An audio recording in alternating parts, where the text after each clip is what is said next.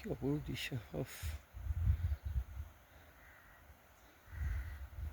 এবারে কুম্ভকর্ণর মাথার ওপর হ্যাঁ, আলো পড়ছে। পড়ছে। হ্যাঁ।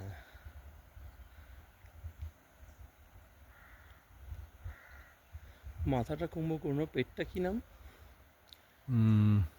পেটটার নাম আছে, ওখানেই তো দুটো বোধহয় কাঞ্চনজঙ্ঘার দুটো পিক তো বোধহয়। পিক মানে, হ্যাঁ। হ্যাঁ।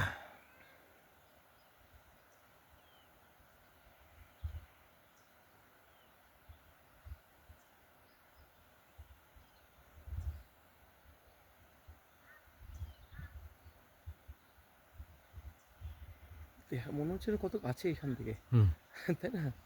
একদম। খালুর থেকে কিন্তু এত দেখা যায়নি, তখন অবশ্য মেঘে ঢাকা ছিল। মেঘে ঢাকা ছিল বলে। আর একটা জিনিস, সন্দাকফু থেকেও এতটা ক্লিয়ার দেখা যায় না। হ্যাঁ, ইয়েতে, সোনাকাপুর থেকে এত ক্লিয়ার দেখা যায় না। হ্যাঁ, অতটা ক্লিয়ার দেখা যায় না, কিন্তু এখান থেকে অতটা ক্লিয়ার দেখা যাচ্ছে। ক্লিয়ার দেখা যাচ্ছে।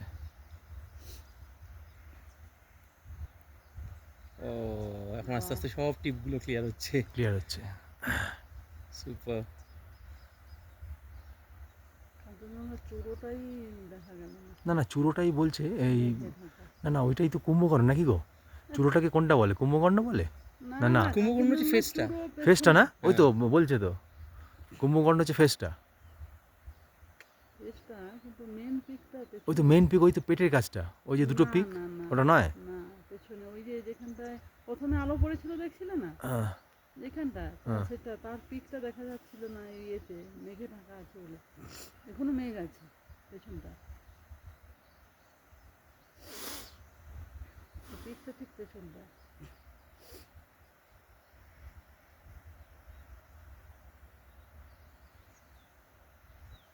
12.5 কিলোমিটার হেঁটে এসে এটাই আমাদের প্রাপ্তি। বেস্ট প্রাপ্তি।